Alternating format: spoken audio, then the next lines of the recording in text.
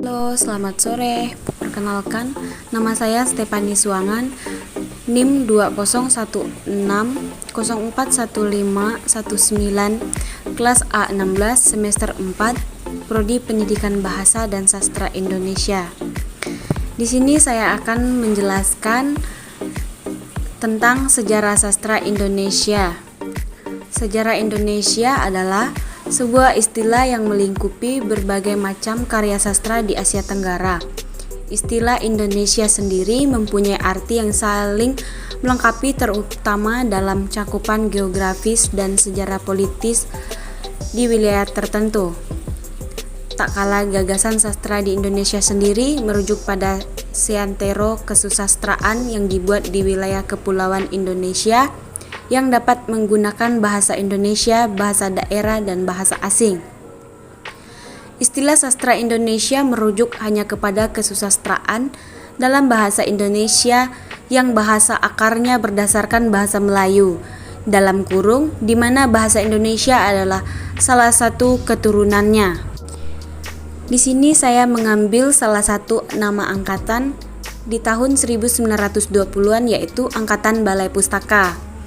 Angkatan Balai Pustaka ini adalah nama yang diberikan kepada pengarang yang dianggap sangat produktif menerbitkan karyanya oleh penerbit Balai Pustaka pada tahun 1920-an.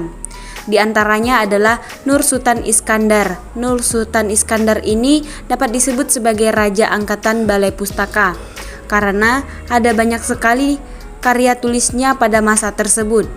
Apabila dilihat dari daerah asal kelahiran pada pengarang, dapat dikatakan bahwa novel-novel Indonesia yang terbit pada angkatan ini adalah novel Sumatera dengan Minangkabau sebagai titik pusatnya.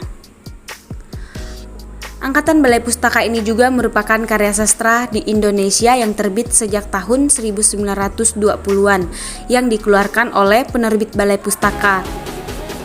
Prosa, roman, novel, cerita pendek, dan drama, dan puisi mulai menggantikan kedudukan syair, pantun, gurindam, dan hikayat dalam khazanah sastra di Indonesia pada masa ini. Balai Pustaka merupakan penerbit yang didirikan dengan nama Komisi First for the Inland School and Folklore.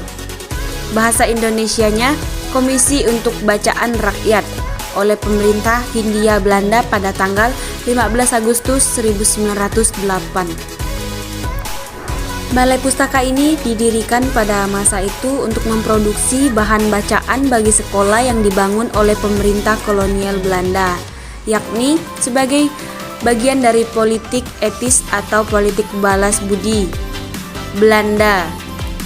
Balai Pustaka juga pada masa itu bertujuan untuk mencegah pengaruh buruk dari bacaan cabul dan liar yang dihasilkan oleh sastra Melayu rendah yang banyak menyoroti kehidupan pernyanyian atau cabul dan dianggap memiliki misi politis atau liar.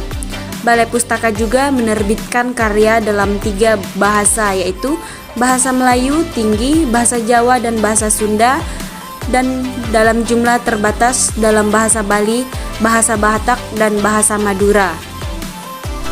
Di sini saya mengambil salah satu pengarang, yaitu Nur Sultan Iskandar yang disebut sebagai Raja Angkatan Balai Pustaka karena ada banyak sekali karya tulisnya pada masa tersebut.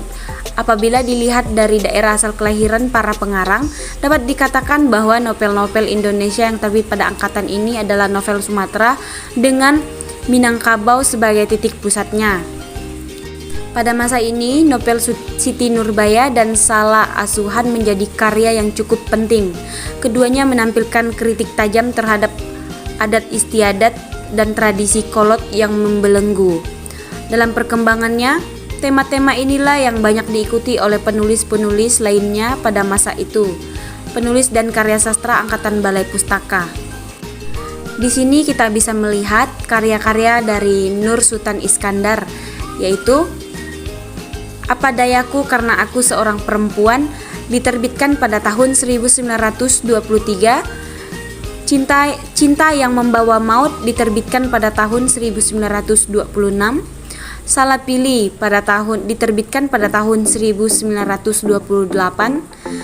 dan Karena Metua diterbitkan pada tahun 1932. Tuba dibalas dengan susu diterbitkan pada tahun 1933.